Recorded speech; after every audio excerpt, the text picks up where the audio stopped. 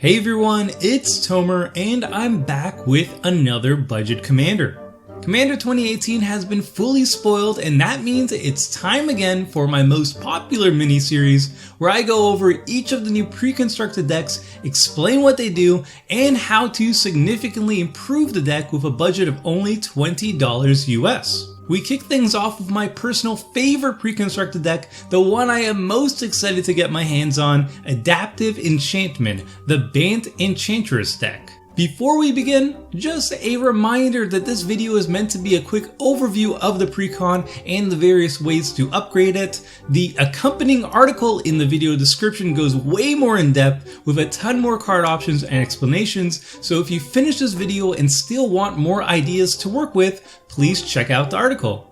With that out of the way, let's get started. As the name suggests, Adaptive Enchantment is a pre-constructed deck focused entirely on the card type Enchantment, known as the Enchantress archetype. There are also two main supported sub-themes in the Enchantress deck, Go Tall and Auras, which happen to complement each other very well. The first sub-theme is Go Tall. This deck is all about attacking with big scary threats. Either our creatures start off big and scary, like Hydra Omnivore, or they start small but have a lot of useful abilities that make them excellent targets to buff up, like Cold-Eyed Selkie having built-in evasion and drawing cards equal to its power. We suit up these creatures with various layers of aura support that make them bigger and grant evasion, like Unflinching Courage, and most importantly protect them from imposing removal so we're less likely to be 2-for-1'd, like Octopus Umbra. The second sub-theme is Auras, which is how the deck supports our scary creature beaters. Most of the auras in the deck work just fine on their own, but it does run a few important cards that specifically care about auras. Sage's Reverie draws us a huge amount of cards while beefing up our enchanted creature based on the number of creature auras we have out. The new Enchantress Commander's ESTRID the Mask untaps all our enchanted permanents. Kestia draws us a bunch of cards, and Bruna can snag all the auras on the battlefield and your graveyard to become an excellent late game finisher. And that's pretty much the deck in a nutshell. You're playing threatening creatures, suiting them up with protective auras, and smashing face. There are a few stellar cards that act as backup plans to the Go Tall Aura strategy, most notably Ajani's Chosen and Sigil of the Empty Throne, which both can create large token armies to defend with and eventually overwhelm opponents if unanswered, but overall the deck is heavily focused on going tall, which is straightforward, fun, and effective. For people looking to upgrade the base deck, however, we have some sweet directions to take it. Adaptive Enchantment comes with 3 new banned Enchantress commanders, ESTRID the Masked, Kestia the Cultivator, and Tuvasa the Sunlit. All of these commanders reward you for playing enchantments, so they will all lead Enchantress decks, and most of their best cards will all be the same. But your choice in sub-themes will drastically change how the deck ends up playing. Because I want to show you multiple upgrade paths for the precon, for the purpose of this video I will be upgrading ESTRID as a more generic Enchantress control, Kestia will be focusing on auras, and Tuvasa will be a hybrid of the 2 previous themes plus a Voltron theme. This is certainly not the only way to build these commanders, and you can swap sub-themes around however you feel like, but that's what we're going to build them for in this video. We begin with ESTRID the Masked, probably my favorite commander of the bunch. ESTRID's +2 ability untaps all your enchanted permanents, which is pretty straightforward, but her -1 ability is a lot weirder. It creates a totem armor enchanting any permanent. Totem armors are special auras that say if the enchanted permanent would be destroyed, remove all damage from it and destroy the totem armor instead. It's kind of like a regeneration shield in aura form. Finally, her -7 ability mills you and then puts all enchantments in your graveyard onto the battlefield, basically a beefed up replenish and a huge tempo swing and possibly a game ender. There's lots of ways that we can tweak the deck to maximize ESTRID's abilities, so let's break it down one by one. ESTRID's +2 ability is her bread and butter and the biggest draw to build around her. There are various benefits to untapping enchanted permanents, like giving your enchanted creatures pseudo-vigilance, but by far the strongest application of this ability is pairing it with Aura Land Ramp, which are perfectly fine ramp options on their own, but downright disgusting when ESTRID is doubling their mana output each turn. The Precon has a few of the best Aura Land ramp options in there already, like Wild Growth and Fertile Ground, but there's a few more good options that I highly recommend adding into the deck, like Utopia Sprawl, the best Aura Lane ramp card ever printed, and even worse options like New Horizons gets busted with ESTRID. By themselves, these Aura Lane ramp cards are providing you 1 extra mana each turn, but with ESTRID untapping those lands, you're getting an extra 2 mana minimum. That triples the effectiveness of some of your auras at the very least. Speaking from personal experience, the Enchantress decks I build draw a ton of cards, obviously, so the real limitation of these decks end up being how much mana I have. With ESTRID's insane ramp potential, you can draw tons of cards and then immediately get to play them on the same turn, leading to very explosive turns. ESTRID's -1 ability is good all on its own, adding protection to any permanent on the battlefield, which is amazing considering how often stuff gets blown up in Commander. Putting an aura into play also has a lot of synergy potential to build around. An enchantment entering the battlefield will draw you a card off Eidolon of Blossoms and make you a cat token with Ajani's Chosen, both great cards in the pre-constructed deck, but we can add even more powerful synergies to the deck. Cards scale in power based on the number of enchantments in play, like the insane finisher Ancestral Mask and the best Enchantress Pillowfoot card, Sphere of Safety, will only get better as you create auras off ESTRID. But probably the most talked about synergy you can abuse is with the Chain Veil, a potentially game-ending combo. With ESTRID, the Chain Veil, and enchanted lands that tap for 4 mana or more, you can enchant the Chain Veil with ESTRID's ability, then activate the Chain Veil to use ESTRID's +2 ability, untapping all enchanted permanents, including your enchanted lands and the Chain Veil, and repeat this process to produce infinite mana and activate Planeswalker abilities infinite times. The combo still needs a 4th card to actually win the game, and while it's personally not something I'd run in my own deck, it's still reasonably easy to pull off. I'm going to skip over her -7 ability because while it's very powerful and can end games, it's unlikely that you can have a chance to use it without running shenanigans like the Chain Veil combo. And that's pretty much it for the ESTRID specific stuff. There's a couple cute synergies out there that take advantage of untapping permanents, but none of them strike me as being worth it. Next up is the card draw engine of the Enchantress archetype, the Enchantresses themselves.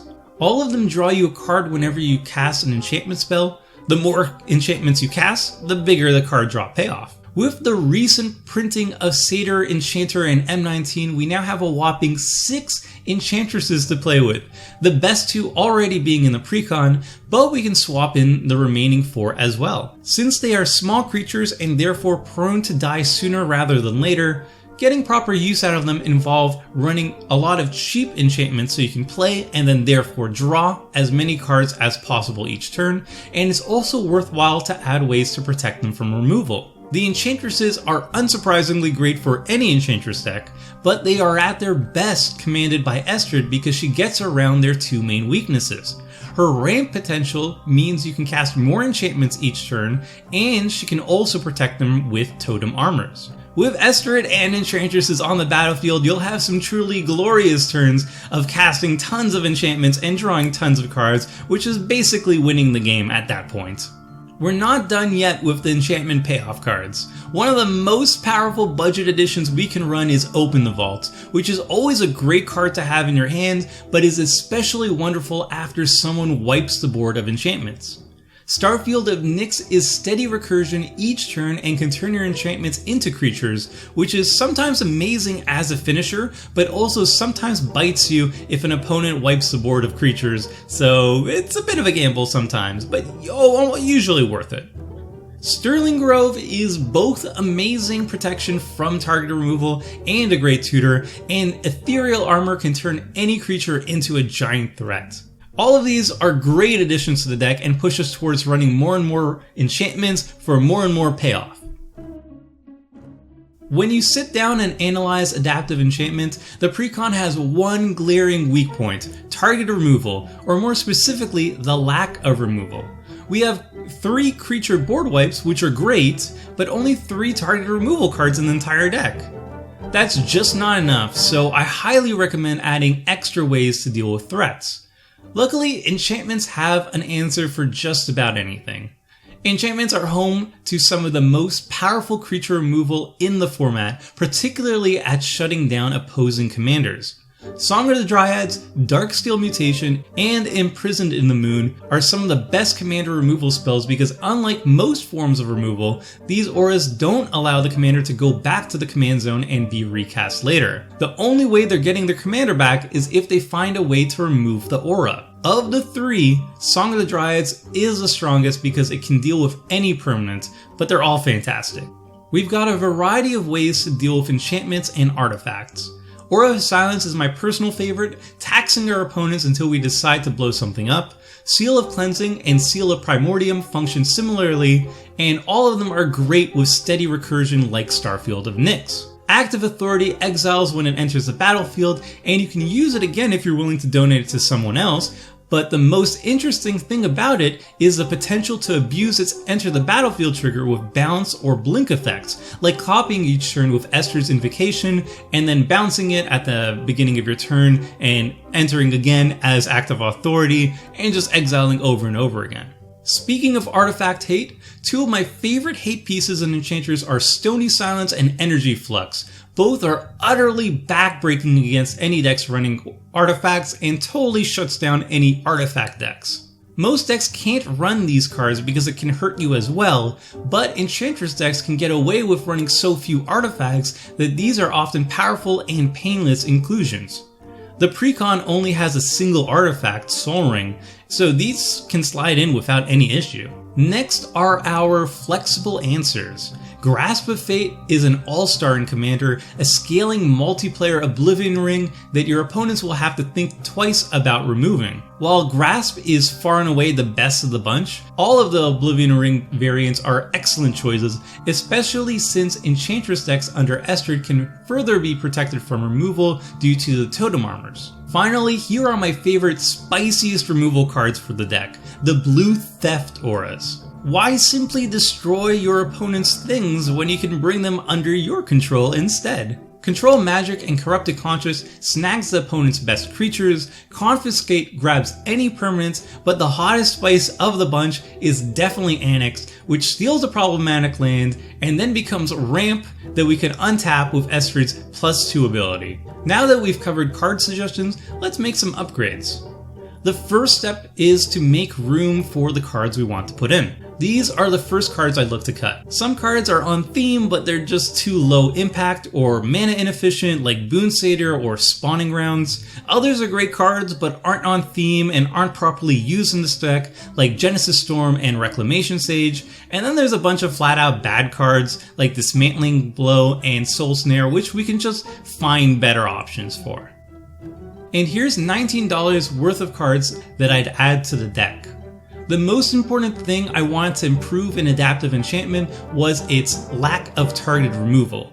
I took out all 3 removal spells the deck started with and added 9 good removal options that synergize with the rest of the deck. The deck's ramp has also been tweaked and expanded, adding more aura land ramp to synergize with ESTRID, and to keep our faster engine fueled with gas in hand, I've added 3 more Enchantresses to draw even more cards. For finishers, I've added Ancestral Mask, which is simply a beating mid to late game. Celestial Ancient turns all our small utility creatures into threats, and Luminarch Ascension can take over the game if we can stall things out, which cards like Sphere of Safety can definitely help with.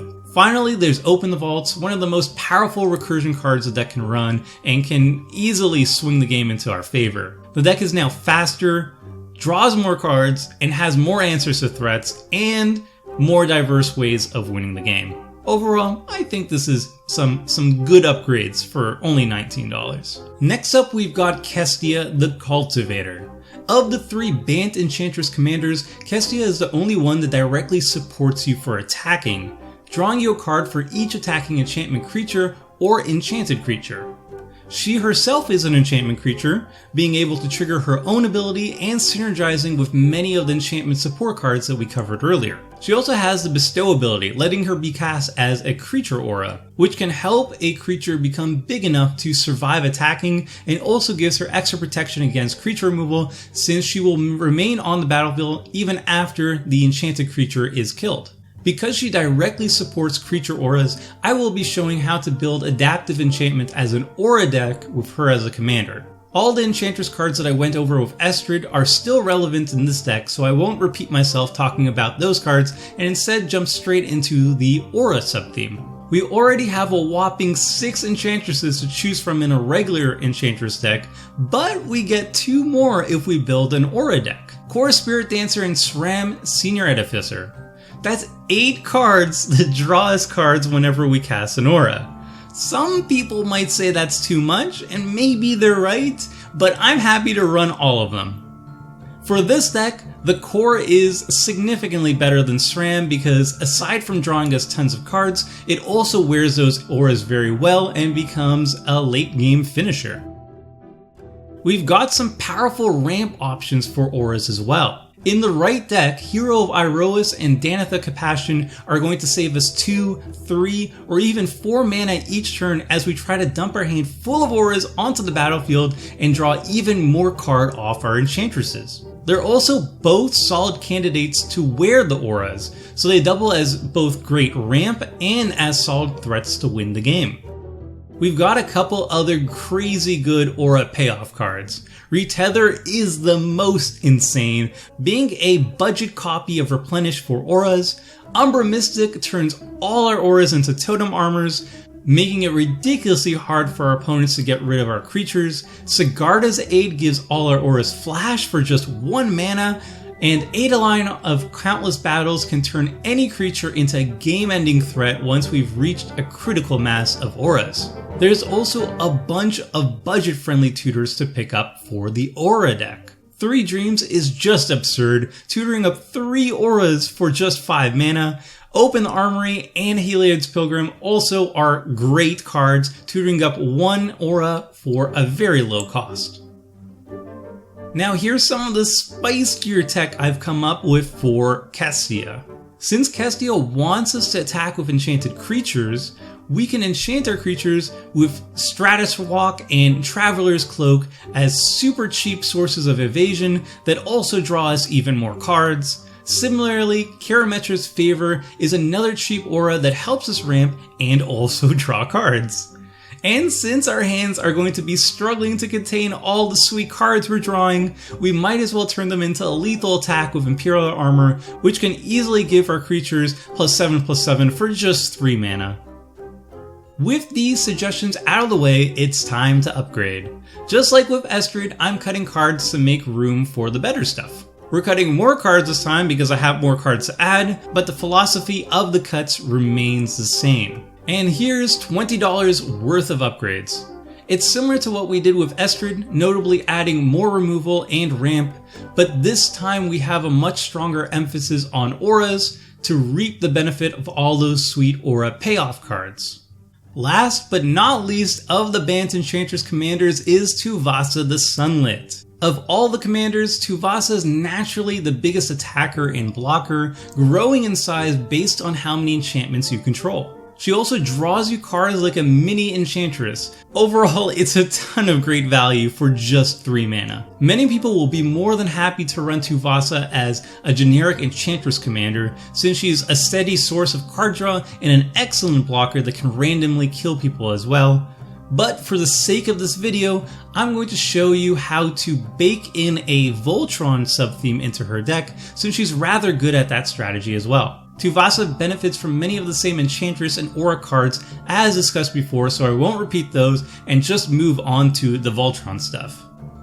Since we're going Voltron and planning to suit up and attack with just 1 creature, either Tuvasa or one of our backup threats, we can limit our opponents to only attack or block with 1 creature as well. Dueling Grounds, Miri Weatherlight Duelist, and Silent Arbiter all restrict people to attack and block with only 1 creature, which is perfect for our strategy.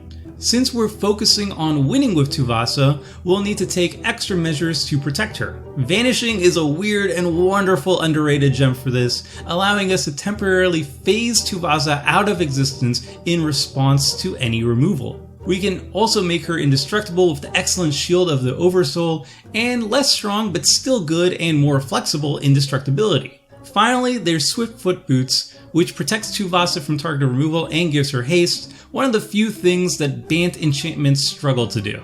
Of course, if we want to go Voltron, then we gotta hit hard. On Sarah's Wings is a great keyword soup, being both excellent for offense and defense. Battle Mastery doubles Tuvasa's damage, which can quickly turn her into a one-shot powerhouse, and Duelist Heritage does the same thing, but can also be used politically, doubling the damage of opposing creatures if they agree not to attack you. Finally, Auramancer's Guise functions as a second Ancestral Mask in our Voltron deck, dishing out a boatload of extra damage.